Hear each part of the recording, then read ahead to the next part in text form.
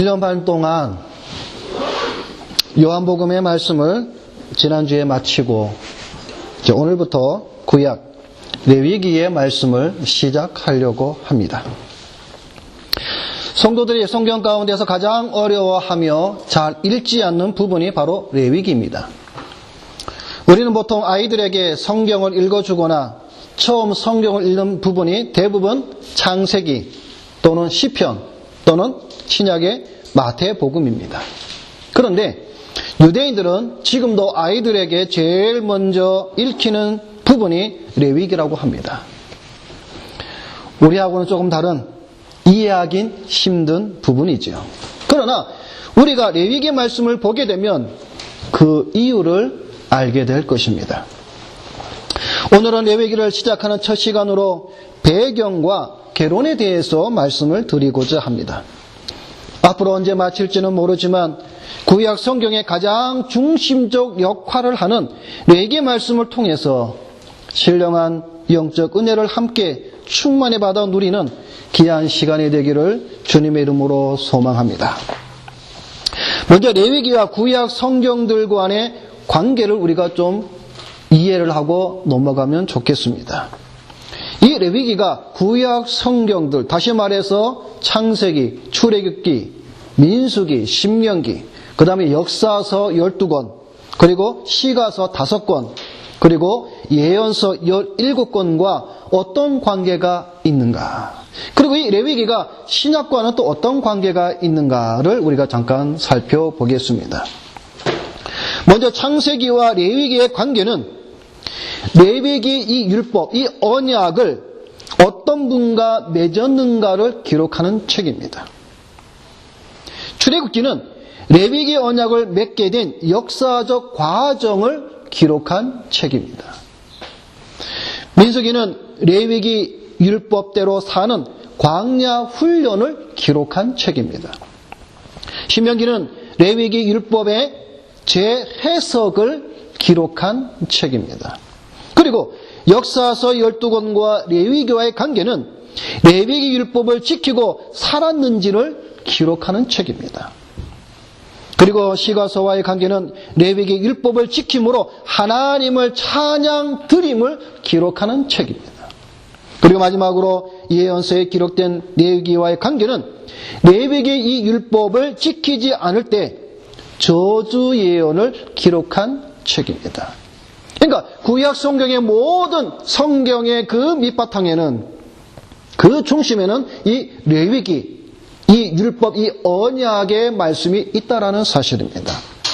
그리고 이 레위기의 이 말씀이 신약 성경에도 예수님과 사도들과 서신서들에도 이 레위기의 말씀이 전해져 있다라는 사실입니다. 먼저 우리가 레위기의 명칭을 살펴보겠습니다.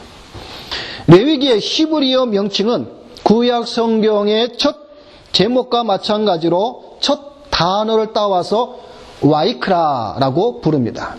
그래서 오늘 우리 레위기 첫 시간의 말씀 주제가 와이크라. 그럼 이 와이크라, 이 말이 무슨 말인가? 이 와이크라는 말은 그리고 그가 부르셨다라는 뜻입니다. 구약 성경에 보면 대부분의 그 성경 이름이 맨 처음에 나오는 단어를 따서 이름을 붙였습니다. 그래서 창세기를 보게 되면 하신이라, 베레시트, 출애굽기는 이름이 이러하니라. 그러니까 히브리어 성경을 보게 되면 이름이 이러하니라가 먼저 시작이 됩니다.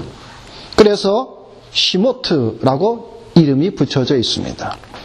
민수기는 광야에서, 그래서 바밋바르, 신명기는 말씀이다 라고 해서 드바림입니다. 그러니까 지금 우리가 알고 있는, 여러분이 알고 있는 창세기, 출애굽기, 레위기, 민수 이런 이름들은 사실 후대의 학자들이 오늘 우리 성도들이 좀 더 쉽게 이 성경의 말씀을 알게 하기 위해서 제목을 붙인 겁니다.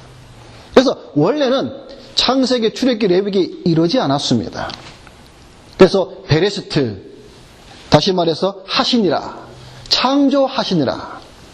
그래서 베레시트 1장 1절, 베레시트 2장 5절 이런 식으로 되어져 있다라는 것이죠.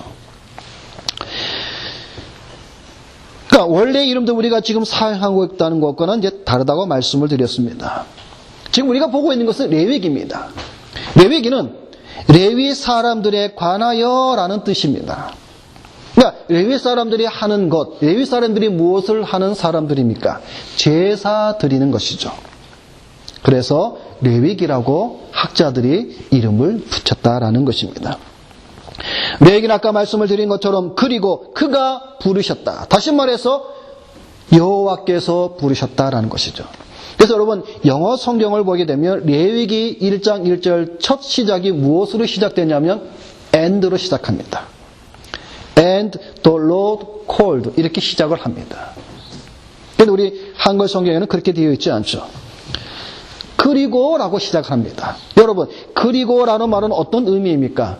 앞에 있는 어떤 글과 연관되어져 나오는 말이죠. 앞에 있는 말과 상관이 없다면 그리고라는 말을 붙이지 않습니다. 다시 말해서 이 레위기는 앞에 있는 책 출애굽기와 연결되어 있다라는 말씀입니다. 왜냐하면 이 레위기는 어디에서 기록이 되었냐면은 시내산에서 모세가 십계명을 받으며 그 시내산에서 성막에 관한 말씀을 받을 때에 그 성막을 통해서 너희가 어떻게 하나님께 나아오는지에 대해서 말씀을 받았기 때문에 이 레위기는 출애굽기와 연결되어 있다는 사실입니다. 레위기의 저자는 모세입니다. 모세가 기록하였습니다. 그리고 이 레위기를 기록한 연대는 이스라엘이 출애굽하여 십계명을 받고 1년 넘게 시내산 근처에 있었을 때에 시내산 광야에서 기록을 하였습니다. 그 연대가 이 출애굽한 연대가 BC 1445년입니다. 그렇기 때문에 이 레위기를 기록한 연대는 대략 BC 1445년에서 1444년 이 정도로 추정을 하고 있습니다. 그런데 오늘날 교회 안에 자유주의 신학 사상이 들어와서 고등비평과 문서설로 인한 일들로 인하여서 성경이 갈기갈기 찢어지고 있습니다. 다시 말해서 레위기의 저자가 모세가 아니라 후대 사람들이 편집하였다는 편집설을 따르고 있습니다. 레위기의 저자는 모세입니다. 성경에도 레위기는 무려 56번이나 여호와께서 모세에게 일러 가라사대라는 말이 기록되어 있습니다. 그 외에 에스라 선지자나 또 신약 성경의 예수님이나 또 사도들이나 히브리서 기자들도 레위기가 모세의 기록임을 증명하고 있습니다. 그럼에도 불구하고 이상하게도 오늘날 많은 사람들은 성경에 하나님께서 친히 말씀하시고 선지자들이나 예수님께서 말씀하시는 그 말씀을 안 믿으면서 자유주의 신학자들이 말하는 비성경적인 이러한 가르침에는 의심 없이 받아들이고 있습니다. 그러면서 저들은 성경을 믿으며 가르친다고 말하고 있습니다. 이 얼마나 우습고 어리석은 행동인지 저들은 모르고 있다는 사실이죠. 더 나아가서 레위기 기록에 BC 1445년경이라고 말씀을 드렸습니다. 그런데 이 기록 연대조차도 이 자유주의 신학 사상을 배운 오늘날 많은 사람들은 이 레위기를 이스라엘 백성이 바벨론의 포로로 잡혀간 후 다시 그들이 돌아온, 다시 말해서 포로 기한 이후에 약 BC 400년경에 이 레위기가 기록되었다고 믿고 있습니다. 왜 그럴까요? 자유주의 신학자들이 그렇게 말을 했기 때문에 그렇게 믿는다는 것입니다. 그러면서 그들은 이렇게 말합니다. 왜 그럼 레위기를 기록했을까? 그들이 말하는 것은 이렇게 말을 합니다. 이스라엘이 바벨론으로 포로로 잡혀갔습니다. 예루살렘 성전이 무너졌죠. 제단이 무너졌고, 그러다 보니까 회당에서 말씀을 듣고 예배하는 가운데에 뭐가 필요하냐면은 말씀 예전에 필요한 토라가 필요하다는 거예요. 다시 말해서 제사장들이 예전에, 까마득한 예전에 예루살렘에서 제사 드리던 것을 기억하여 레위기를 읽음으로 예배를 드리기 위해, 보존하기 위해 말씀 예전용으로 필요하기 때문에 이 레위기가 기록되었다라는 것입니다. 다시 말하면 모세가 시내산에서 말씀을 받고 성막에 대한 계시를 받고 거기에 대해서 어떻게 하나님 앞에 너희가 나가서 나를 찾아오는가에 대한 그 말씀들이 오래전에 광야에서 필요 없고 포로 귀환 이후에 우리가 어떻게 예배를 드려야 되지? 그거를 사용하기 위해서 레위기가 기록되어졌다라는 사실입니다. 이런 것을 보면 역시 성경에서 말씀하시는 것처럼 성경의 진리는 하나님의 은혜로 계시를 받은 자 외에는 온전하게 그 말씀들이 전해지지 않게 됨을 우리가 다시 한번 보게 되는 겁니다. 참된 계시의 가르침을 받지 못하는 자들에게는 마태의 이사야의 말씀을 인용하여 말씀한 것처럼 보기는 보아도 보지 못하며 듣기는 들어도 듣지 못하는 자들인 것입니다. 제가 이 레위기 말씀을 준비하면서 몇 가지 이제 책을 보면서 또 근래에 신학자들이 레위기를 또 신학교에서 이 레위기를 어떻게 가르치는가를 보다가 깜짝 놀랐습니다. 생각 이상으로 심각하게 오늘날 이 모세오경 정말로 다 갈기갈기 찢어져 있습니다. 하나님 말씀이 아닙니다. 자유주의 신학자들이 얼마나 이 모세오경을 찢어버렸는지, 모세오경은 오늘날 신학자들이나 신학교에서는 하나의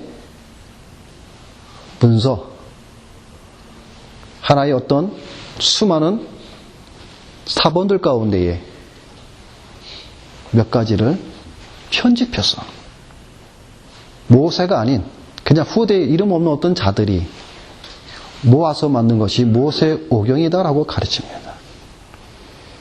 참으로 심각한 것을 느꼈습니다. 이럴 때 우리는 더욱더 성경의 권위를 지켜 나가야 합니다. 그러면 레위기를 기록한 목적이 무엇인가? 이게 이제 가장 중요한 것 중에 하나입니다. 레위기는 하나님과 언약을 맺은 백성, 즉 이스라엘 백성들이 어떻게 하나님께 바른 예배를 드리며 하나님께 나아가는가, 그리고 거룩한 백성, 언약을 맺은 이 이스라엘 백성들이 세상에서 어떻게 살아가야 할 것인지 이것을 가르쳐주기 위하여서 기록한 것이 바로 레위기입니다. 그러니까 여러분, 레위기를 생각할 때 여러분 다른 것은 잊어버려도 이거 한 가지는 여러분이 꼭 기억해야 될 것입니다. 레위기는 우리가 어떻게 하나님께 바르게 나아갈 수 있는가를 가르쳐주는 책이며, 동시에 언약의 백성들이 이 세상에서 어떻게 살아가야 하는지를 가르쳐주는 책이 바로 이 레위기라는 책입니다. 성막이 완성된 후에 이스라엘 백성은 하나님을 섬기기 위해 여러 가지 규례들이 필요했습니다. 그래서 하나님께서는 모세를 통해서 이스라엘 백성이 어떻게 예배드리고 어떻게 세상에서 거룩한 백성으로 살아갈 것인지를 가르쳐주기 위해서 이 레위기를 기록한 것입니다. 그러므로 우리는 레위기를 통해서 하나님께 나아가는, 즉 예배를 어떻게 드리는 것이 올바른 것인지를 우리가 알 수가 있게 되는 것입니다. 레위기의 가르침을 모르기 때문에 오늘날 예배가 타락과 세속화가 되어 버렸기 때문인 것입니다. 그래서 예배 가운데에 CCM을 부르고 춤을 추고 여러 가지 생각으로 구하는 예배의 종류를 만들어서 열린 예배니 구도자 예배니 은사 예배니 등 성경에 가르친 것은 전혀 상관없는 예배를 드리고 있는 것이 바로 오늘날의 예배의 모습입니다. 왜 그럴까요? 레위기를 무시했기 때문에 그렇습니다. 또한 레위기를 통해서 세상에서 언약의 백성들이 어떻게 살아가야 하는지를 배워야 하는데 레위기의 가르침을 배우지 않았기 때문에, 모르기 때문에 오늘날 우리 성도들이 세상에서 어떻게 살아가고 있습니까? 이혼이 정당화되며 동성애가 판을 치며 결혼에 대해서도 불신자와 다를 바 없이 결혼을 하고 불의와 악을 행하여도 전혀 양심의 가책을 느끼지 못하며 사는 것이 오늘 우리 성도들의 모습입니다. 왜 그럴까요? 레위기에서 말씀하시는 거룩한 백성, 언약의 백성들이 어떻게 살아야 되는가에 대한 말씀하신 그것을 듣지 못했기 때문입니다. 그렇기 때문에 우리는 레위기의 말씀을 통해서 여호와 하나님의 말씀이 무엇을 말씀하고 있는지 우리는 잘 들어야 됩니다. 신앙의 기준이나 표준을 사람으로 삼지 마시기를 바랍니다. 어떤 성도는 신앙의 기준을 목사에게 두고 목사를 따라갑니다. 어떤 이는 신앙이 좋다고 하는 장로나 집사를 따라갑니다. 이것은 올바르지 않습니다. 하나님이 기뻐하지 않습니다. 목사도 장로도 집사도 완전하지 않습니다. 우리의 참된 신앙을 가르쳐주는 기준은 바로 성경입니다. 성경이 무엇을 말하고 있는지 그것을 알고 성경을 따라가야 됩니다. 이것이 바로 성경은 바로 우리의 신앙생활의 기준이요 표준이라는 것입니다. 그리고 레위기는 특히 예수 그리스도에 대한 계시의 말씀입니다. 여러분 다른 성경에도 보게 되면 창세기나 출애굽기나 민수기나 다른 구약의 많은 말씀들에 보면은 예수 그리스도에 대한 비유의 말씀들이 분명히 있긴 있습니다. 그러나 레위기만큼 풍성하게 예수 그리스도에 대한 말씀이 없습니다. 레위기는 모두가 예수 그리스도의 계시에 대한 말씀입니다. 레위기에 나타난 여러 가지 말씀들, 제사, 제물, 제사장, 이런 모든 것들은 바로 예수 그리스도를 나타내는 모형입니다. 그리고 이 모형적 사건들은 예수 그리스도 안에서 완전히 성취되었음을 말씀하고 있습니다. 동물의 희생 제물은 어린 양이신 예수 그리스도의 십자가 사건의 모형이었고, 제사를 드리는 제사장은 인류를 위해 자기 몸으로 제사를 드리신 대제사장이신 예수 그리스도의 모형입니다. 레위기를 통해서 우리는 그 어떤 성경보다도 더 깊이, 더 많이 예수 그리스도에 대하여 알게 되며 체험하게 될 것입니다.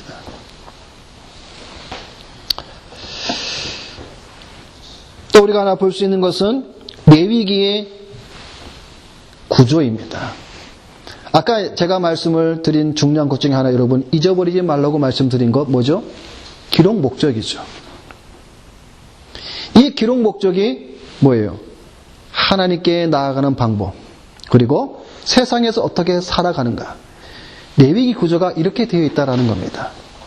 1장부터 16장까지는 거룩한 백성이 거룩한 하나님께 어떻게 나아가야 하는지에 대해서 말씀하고 있습니다.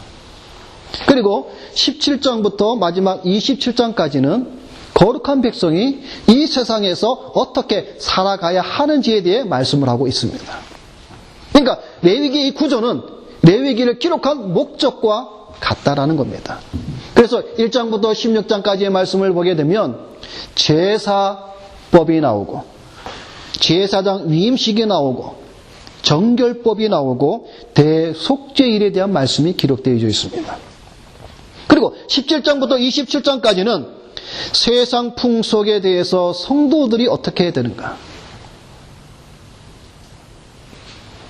그 다음에 결혼생활, 이웃과의 관계, 그리고 절기들, 그리고 예물에 관한 선과 11조에 관한 말씀들이 기록이 되어져 있습니다.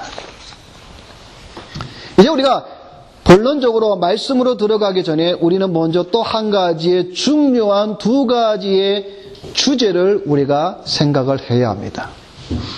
첫째는 레위기는 신의 산 언약과 관계가 있음을 여러분이 꼭 기억하시기를 바랍니다. 그러면 신의 산 언약이 무엇입니까?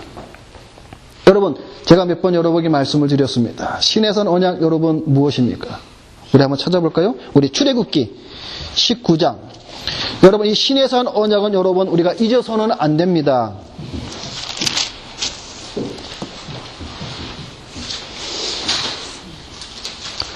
자, 출애굽기 구약성경 111페이지 출애굽기 19장 5절 6절입니다. 여러분이 특히 언약에 대해서는 여러분 우리가 잊으면 안 됩니다. 아브라함의 언약, 신의 산 언약, 그 다음에 다윗의 언약, 예레미야의 새 언약, 여러분 그 언약들에 대한 내용들은 여러분 우리가 잊어서는 안 됩니다. 자, 신의 산 언약 19장 5절 6절이 신의 산 언약입니다. 자, 우리 다 같이 읽어보겠습니다. 세계가 다 내게 속하였나니 너희가 내 말을 잘 듣고 내 언약을 지키면 너희는 모든 민족 중에서 내 소유가 되겠고 너희가 내게 대하여 제사장 나라가 되며 거룩한 백성이 되리라. 너는 이 말을 이스라엘 자손에게 전할지니라. 아멘. 5절 6절이 신의 산 언약의 내용입니다. 5절은 조건이죠. 너희가 내 말을 잘 듣고 내 언약을 지키면 너희가 내 소유가 되겠고 그리고 너에게 주는 언약의 축복이 6절입니다. 6절의 말씀을 보게 되면 두 가지가 나옵니다. 결국 뭡니까? 제사장 나라가 되는 것이며 또 하나는 뭡니까? 거룩한 백성이 되리라 라는 이 언약입니다. 여러분, 레위기의 기록 목적이 무엇이라 말씀을 드렸습니까? 어떻게 우리가 바르게 하나님께 나아가는 것과 어떻게 세상에서 바르게 살아야 되는지에 대한 말씀으로 레위기를 기록했다고 말씀을 드렸습니다.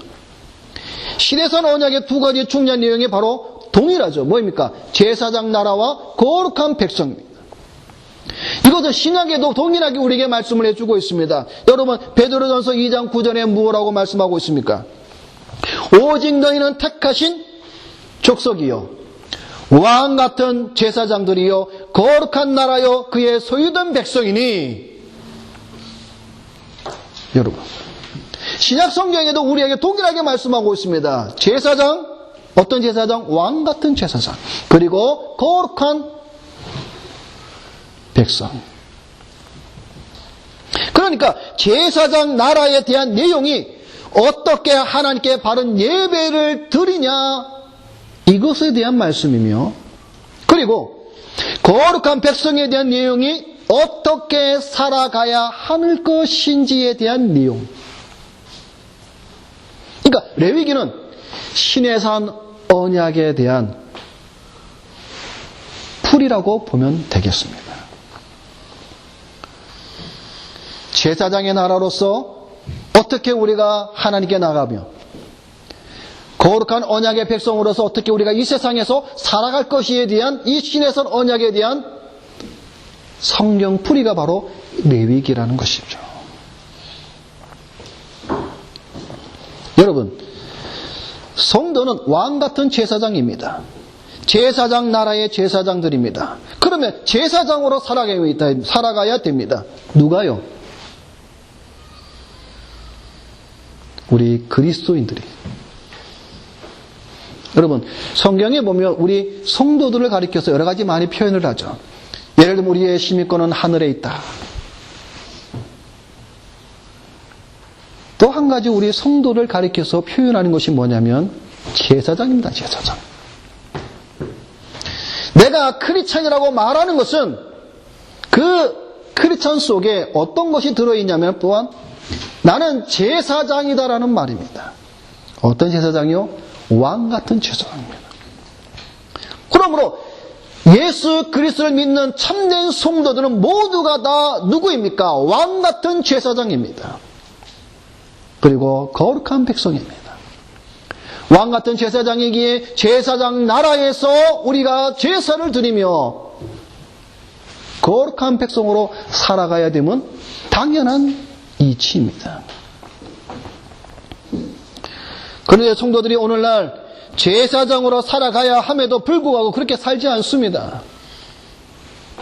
그러면서도 입으로는 왕 같은 제사장이라고 얼마나 떠들며 노래하며 그러는지 우리는 많이 볼 수가 있습니다. 여러분 분명히 아시기 바랍니다. 레위기는 신의 산 언약의 말씀. 또 한 가지 주제는 바로 레위기에서 가장 중요한 주제 구절이 있습니다. 그 주제 구절을 한 단어로 말하면 무엇인가, 우리가 그것을 알고 이제 우리가 앞으로 이 레위기를 볼 때에 우리가 좀 더 쉽게 이해하게 된다는 것이죠. 레위기 11장 45절을 우리 보겠습니다. 레위기 11장 45절.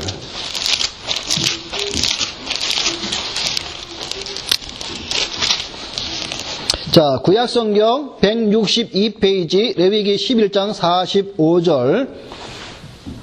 자, 우리 다 같이 읽습니다.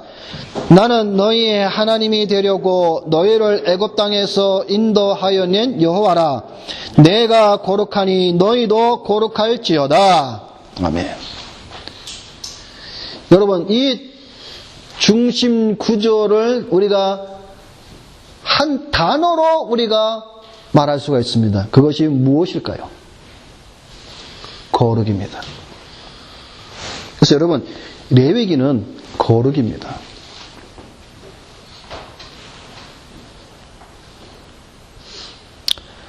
하나님이 거룩하니 너희도 거룩하라는 것입니다.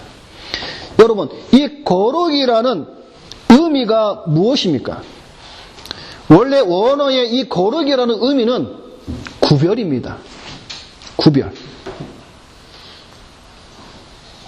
그러니까 영어로 말하면 set apart. 뭐로부터 벗어난, 분리된 걸 말합니다. 그래서 이 거룩으로 번역된 히브리어 코데시라는 이 말은 잘라냄 또는 분리함, 이런 뜻을 가지고 있습니다. 다시 말해서 더러움과 분리된 상태, 그것을 거룩이라고 말하는 것입니다. 성도를 가리켜 거룩한 백성이라고 말을 하는 겁니다. 즉 세상과 구별된 사람이라는 것입니다. 세상 사람을 가리켜서 성도라고 우리가 부릅니까? 안 부르죠. 부를 수도 없죠. 그러나 교회에 모인 자들을 가리켜서 우리는 뭐라고 말합니까? 성도라고 말합니다. 왜요? 세상과 구별되어 있기 때문에. 이 거룩은 두 가지의 의미가 담겨 있습니다. 하나는 정결입니다. 정결함. 정결하다는 것은 깨끗하다는 것을 말합니다. 그래서 레위기 10장 10절에 보면 너희가 거룩하고 속된 것을 분별하며 부정하고 정한 것을 분별하는 겁니다. 그러니까 더러운 것을 분별하는 거죠. 즉 깨끗하라는 것이죠. 또 하나의 거룩의 의미는 온전함입니다. 영어로 말하게 되면 perfect입니다. 어떤 흠이 있거나 부족하거나 어떤 결함이 있는 것을 말하고 있지 않습니다. 완전을 말합니다.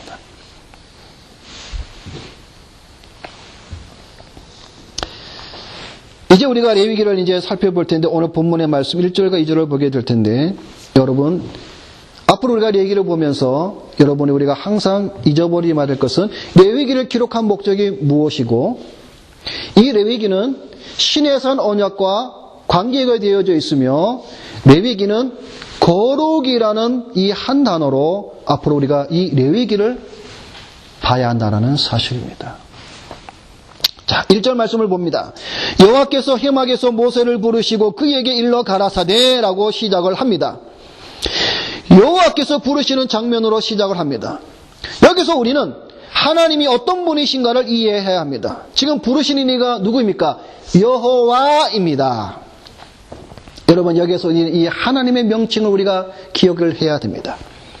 여호와는 레위기 전반을 통해서 많이 사용되고 있는 하나님의 명칭입니다. 그것은 레위기가 특별히 언약의 백성이며 선민인 이스라엘 백성과의 거룩한 성결에 대해서 취급하고 있는 말씀이기 때문에 그렇습니다.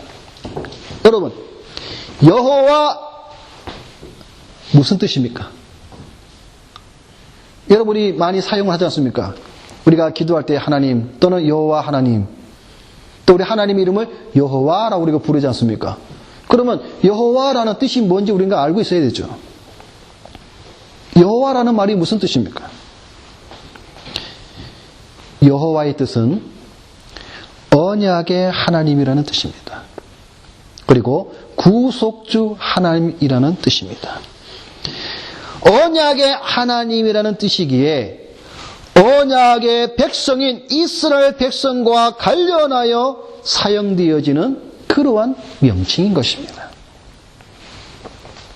언약의 하나님이신 여호와가 모세를 부릅니다. 어디에서 부릅니까? 회막에서 부릅니다. 여러분, 회막, 텐트, 이 회막은 만남의 천막이라는 뜻입니다. 이 만남의 천막이 회막에서 하나님과 언약 백성 간의 만남의 장소입니다. 그래서 하나님께서는 이 회막을 통하여 인간들 사이에 최초로 거주하셨고 또한 인간들을 만나 주셨습니다. 여러분, 이것은 엄청난 사건이며 은혜입니다. 왜냐하면 그동안 하나님은 인간들과 멀리 떨어져 있었습니다. 여러분, 우리 한번 잘 생각해 봅시다. 이스라엘 백성이 출애굽하여서 시내산 광야에 왔습니다.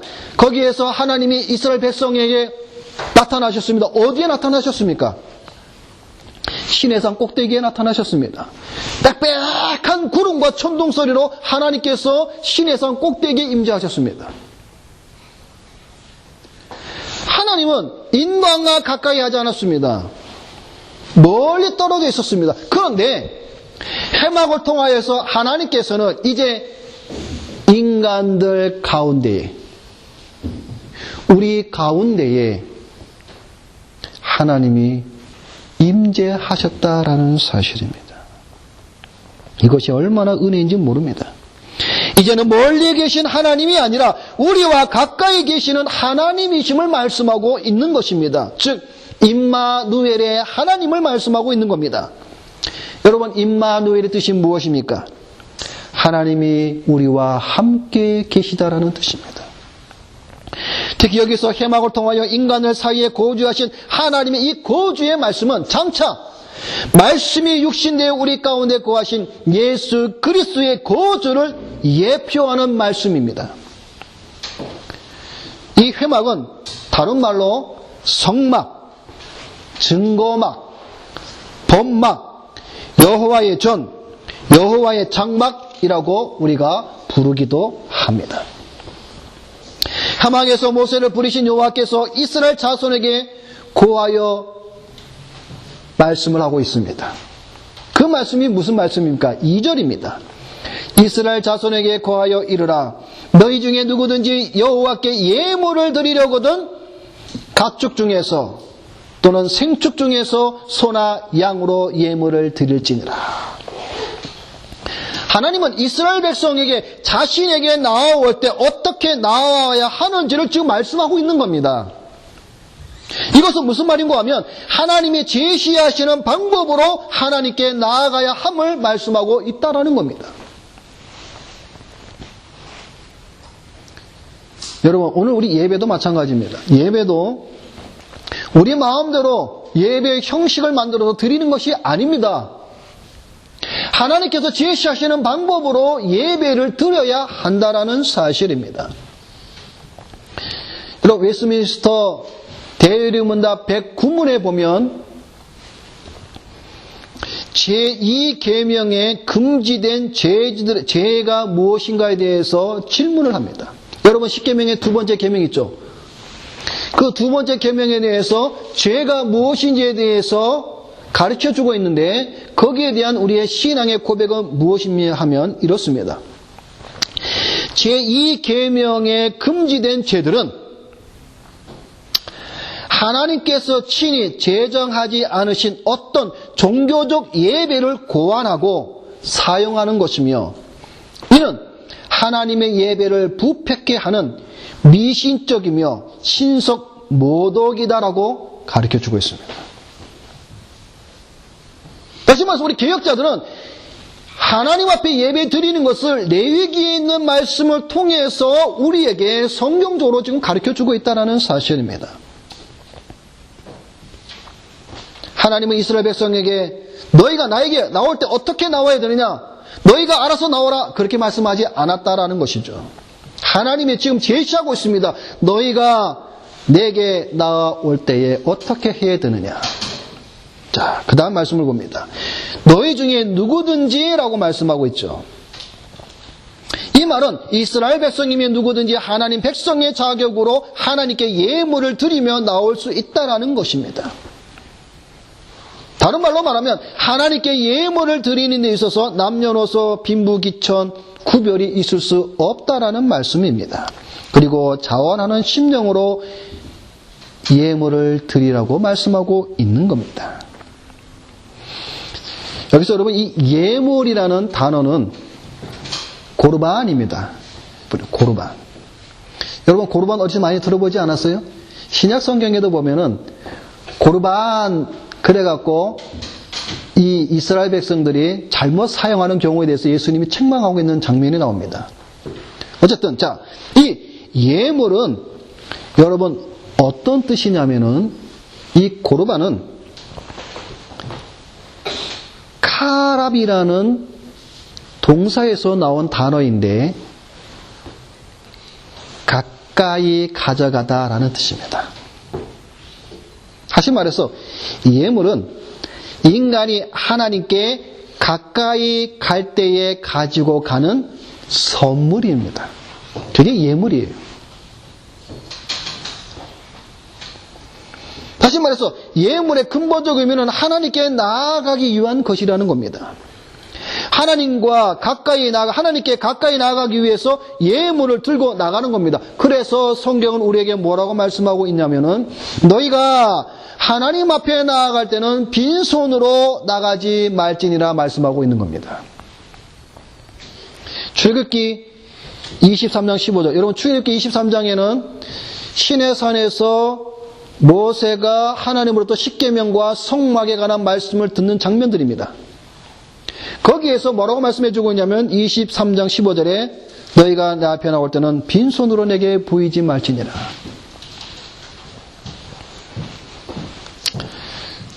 여러분 우리 한번 생각해 봅시다. 여러분의 헌금 생활은 어떻습니까? 어떤 이들은 하나님 앞에 예배를 드리고 나오면서도 헌금을 하지 않는 자들도 있습니다. 그리고 헌금을 하는 어떤 분들은 믿음으로 구별하여 드리지 않습니다. 그냥 쓰다가 남은 것 중에 대충 그냥 하나님 앞에 헌금을 하는 자들도 있습니다. 여러분, 목요일마다 이제 기독교 강좌를 공부하러 오시는 집사님 여러분 아시죠? 그 집사님이 지난주에 공부를 하다가 이렇게 고백을 합니다. 갑자기 이런 말씀을 하시는 거예요. 지난 주일날 집사님이 예배를 드리는데 이제 헌금 시간이 됐는데 갑자기 이런 생각이 들더랍니다. 지금까지 자신은 헌금을 하면서 헌금 시간이 되면 그냥 무의식 중으로 주머니에 있는 동전 중에 몇 개 그냥 헌금을 하거나 때로는 그냥 그 지갑에서 그냥 하나 뽑아서 이렇게 들여다가 갑자기 이런 생각이 들어요. 내가 지금 무엇 하고 있는 걸까? 내가 지금 어떤 마음으로 어떤 생각으로 지금 헌금을 하고 있는 걸까? 생각이 스쳐 지나가더래요.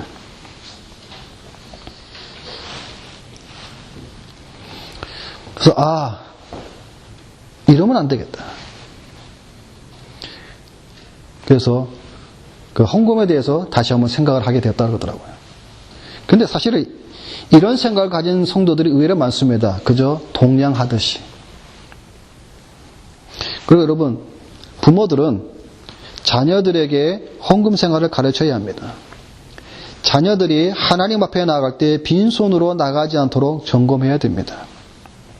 자녀들에게 헌금을 주어서 자신이 직접 헌금함에 헌금을 드리는 신앙을 가지도록 가르쳐야 됩니다. 여러분들이 생각하는 예배가 무엇입니까? 어떤 이들은 설교만 들으면 예배를 드렸다고 생각하는 자들이 있습니다. 그래서 예배의 설교 시간에 맞춰서 오는 자들이 있습니다. 그리고 어떤 이들은 설교가 끝나면 슬그머니 자기 볼일보러 나가는 자들이 있습니다. 여러분, 이것은 예배가 아닙니다. 종교적인 행위입니다. 우리 앞선 개혁자들은 말하기를 예배가 우상 숭배나 미신적인 행위가 될 수 있다고 경고하고 있습니다. 즉 예배가 무엇인지 모르는 무지로 인한 악입니다. 악. 여러분이 교회의 순서지를 한번 보시기 바랍니다. 이 순서 가운데 어디서부터 예배의 시작임이 마치는 겁니까? 어떤 이들은 설교만 예배가 중요하고 그것이 예배다. 물론 순서 가운데 설교가 중요한 것은 사실입니다. 그러나 이것은 기능상 중요한 것이지 설교만이 예배가 아닙니다. 우리 주보에 있는 순서를 보게 되면 예배로의 부름으로부터 해서 마지막 축도까지 이것이 다 예배입니다. 이게 다 예배예요. 여러분, 찬송하는 것도, 십계명 고백하는 것도, 신앙 고백하는 것도, 기도하는 것도, 성경 읽는 것도, 헌금하는 것도 다 여러분 예배입니다. 여러분 착각하면 안 됩니다. 예배예요. 우리가 마음과 뜻과 정성을 다해서 하나님을 사랑하라. 우리가 어떻게 하나님을 사랑하라라고 말씀을 제가 드렸습니까? 10계명의 첫 번째부터 4계명까지 지키는 것이 하나님을 사랑하는 것이죠. 마음과 뜻과 정성을 다해서. 그 가운데 4번째 계명이 무엇입니까? 안식일을 기억하여 거룩히 지키라. 예배의 참된 의미가 무엇인지를 여러분이 다시 한번 잘 생각해야 됩니다. 그러니까 예배에 집중해야 됩니다. 근데 여러분 오늘날 이 사회가 현대 사회가 되다 보니까 한국에는 큰 교회들 가면요 주보에 뒤에 보면 광고가 실리지 않습니까? 광고에 보면은 항상 크다랗게 뭐라고 써 있는지 아세요? 제일 처음에 이렇게 써 있습니다. 교회에 오면 스마트폰을 꺼주시기 바랍니다. 그게 써 있어요. 주보에, 광고에. 큰 교회 가면 사람들이 예배 중간에 그냥 막 띠디디디 울리고 막 그런답니다. 그러니까 아예 그냥 주보에, 광고에 써 있답니다. 그러니까 예배 드린, 여러분 먼저 우리 앞으로 이제 다음 주부터 번제 소제 우리가 그 제사에 대해서 볼 텐데, 여러분 제사 드릴 때 딴짓 못 합니다. 여러분 우리가 예배 드릴 때도 마찬가지죠. 우리가 지금 어떻게 예배 드리고 있는가? 그러니까 아예 그래서 광고를 이렇게 한답니다. 집에서 출발할 때 아예 끄고 오시든가 아니면 교회면 아예 끄라는 거죠. 뭐에 대해서 집중하라는 겁니까? 예배에 대해서. 그러니까 헌금도 예배죠. 그러므로 성도는 자신뿐만 아니라 아까 말씀드린 것처럼 자녀들에게도 바른 헌금의 생활을 가르쳐야 합니다. 이것이 왜 중요하냐 하면 하나님께서 자신에게 나오는 방법에 관해 말씀하시면서 제일 먼저 무엇부터 말씀하고 있냐면 지금 뭐예요? 예물에 관해서 말씀하고 있는 겁니다. 생축 가운데에 소나 양으로 드릴지냐 이 말씀부터 시작하고 있는 겁니다.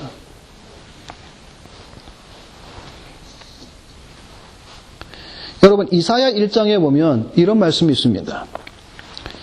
여호와께서 말씀하시되 너희의 무수한 재물이 내게 무엇이 유익하뇨? 나는 수양의 번제와 살찐 짐승의 기름에 배불 놓고 나는 수송아지나 어린 양이나 수염소의 피를 기뻐하지 아니하노라. 너희가 내 앞에 보이러 오니 그것을 누가 너희에게 요구하였느냐? 내 마당만 밟을 뿐이니라. 헛된 재물을 다시 가져오지 말라. 분양은 나의 가정이 여기는 바여 월삭과 안식일과 대화로 모이는 것도 그러하니 성회와 아울러 악을 행하는 것을 내가 견디지 못하겠노라 말씀하고 있습니다. 자, 그러면서 우리가 마지막으로 우리가 한번 찾아볼 곳이 바로 어디냐면은 자, 말라기 1장을 우리 한번 찾아보겠습니다. 구약 성경 맨 마지막 책 말라기입니다. 말라기 1장.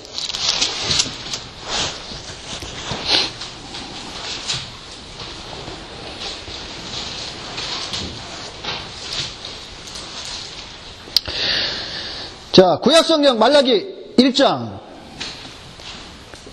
자, 6절부터 말씀을 보게 되면 이렇습니다. 6절에 내 이름을 멸시하는 제사장들아, 나 만군의 여호와가 너희에게 이르기를 아들은 그 아버지를, 종은 그 주인을 공경하나니 내가 아버지일진데 나를 공경함이 어디 있느냐? 내가 주인일진데 나를 두려워함이 어디 있느냐 하나? 너희는 이르기를 우리가 어떻게 주의 이름을 멸시하였나이까 하는도다. 지금 이스라엘 백성이 뭐라고 말하고 있습니까? 아니 하나님, 우리가 언제 하나님을 멸시했습니까? 라고 지금 말하고 있는 거예요. 자,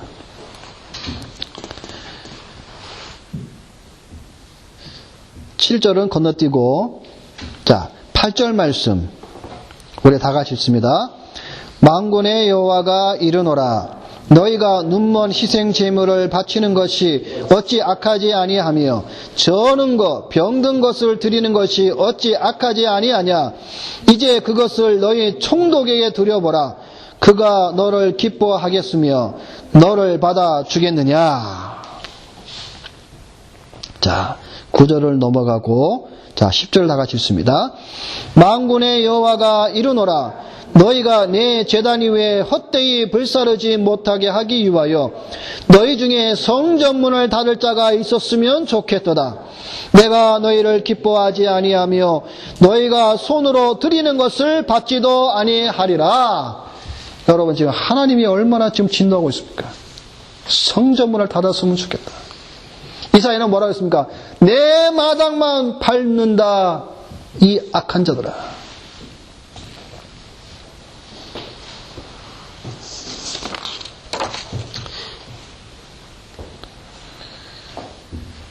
오늘 본문 레위기 1장 2절에 생축 중에서 소나 양으로 예물을 드릴지니라. 여기서 말하는 이 생축은 육축을 가리키는데 원래의 뜻은 몸집이 큰 4발 가진 짐승이라는 뜻입니다. 다시 말해서 여러분, 이제 앞으로 우리가 번제, 우리가 제사에 대해서 나올 텐데, 제물을 드릴 때 야생 동물을 드릴 수가 없는 거예요. 생축이랍니다. 무슨 말인가 하면, 집에서 기른 4발 달린 짐승 가운데에 소나 양으로 드려야 된다라고 지금 하나님이 제시하고 있는 겁니다. 생축 중에서 드려야 하는 이는 바로 피 때문에 그렇습니다. 왜냐하면 이 피는 신약시대 그리스도의 보혈을 상징하고 있기 때문에 그렇습니다. 이런 의미에서 하나님께 드려진 가장 완전하고 실제적인 생축, 그것은 바로 유대 베들레헴에 태어나신 어린 양이신 예수 그리스도라는 사실입니다. 자, 여러분, 레위기 시작이 예물로 시작하죠. 그래서 여러분, 레위기 마지막 27장은 무엇으로 마치는지 아십니까? 예물로 끝납니다. 근데 그 예물 중에서 어떤 예물인지 아세요? 11조에 관해서 말씀하고 있습니다. 11조에 대한 레위기 의미를 모르다 보니 11조에 대해서 사람들이 오해를 많이 하고 있습니다. 이것은 우리가 이제 27장을 볼 때 우리가 살펴볼 말씀이고, 서두에 레위기의 기록 목적을 말씀드렸듯이 어떻게 하나님께 나아가는 것이 바르며 어떻게 성도가 세상에서 살아가야 되는지를 이 레위기가 우리에게 분명하게 말씀을 해주고 있다는 사실입니다. 성도는 제사장 나라의 왕 같은 제사장입니다. 제사장의 지위에 있는 성도들은 예물에 대해서도 세상과 다른 개념을 가지고 있어야 된다는 사실입니다. 여러분들, 이 예물, 이 생축, 이 의미는 또 여러 가지로 우리가 볼 수가 있습니다. 아까 우리가 이사야나 말씀을 본 것처럼 병든 것, 저는 것, 이게 무슨 뜻인지 아십니까? 여러분, 우리가 헌금 생활을 할 때에도 하나님이 남의 것을 훔치고 도둑질하고 부당한 것을 통해서 수입을 얻은 돈으로 헌금하는 것은 하나님이 받지 않는다는 뜻입니다. 생축 가운데, 즉 자기 집에서 기른, 또 사람들의 손에서 기른, 다시 말해서 자기 손으로 수고한 그 열매 가운데에 거기에서 구별하여서 드려야 된다는 것입니다. 말씀을 마칩니다. 우리 신앙의 기준과 법칙은 오직 성경입니다. 성경이 무엇을 말씀하고 있는가를 바로 알아야 합니다. 우리 지난 금요일 구영예배 때 호세의 성경을 보면서 하나님을 아는 지식이 없어서 이스라엘 백성이 망했다라고 말씀하고 있습니다. 오늘 이 시대에도 성도들이 하나님을 아는 지식이 없어 망하는 자들이 많이 있습니다. 성경의 가르침을 무시하고 자기의 생각에 옳은 대로 행하고 있다는 것이죠. 레위기 말씀을 보면서 두 부류로 나눠지리라고 저는 생각하고 있습니다. 하나는 그동안 잘못된 지식과 신앙으로 예배와 삶을 살았구나 라며 회개하며 성경으로 돌아가는 부류가 있는가 반면에, 다른 하나는 레위기대로 바른 지식과 신앙으로 예배하며 삶을 살기는 너무 힘들겠구나, 그냥 내 생각대로, 그냥 내 마음대로 다시 예전으로 그냥 해오던 대로 신앙생활을 해야 되겠다라는 부류일 것입니다. 둘 중에 하나이겠죠. 여러분들은 어느 부류에 속하겠습니까? 바라기는 레위기를 통해서 하나님 앞으로 나아가는 올바른 방법이 무엇인지, 그리고 언약의 백성들이 이 세상에서 어떻게 살아가는 것이 바른 것인지를 깨닫는 참 성도요, 언약의 백성이요, 왕 같은 제사장으로 하나님께만 영광을 돌리며 하나님의 축복을 받으며 살아가는 복된 성도들이 되시기를 주님의 이름으로 바랍니다. 기도하겠습니다.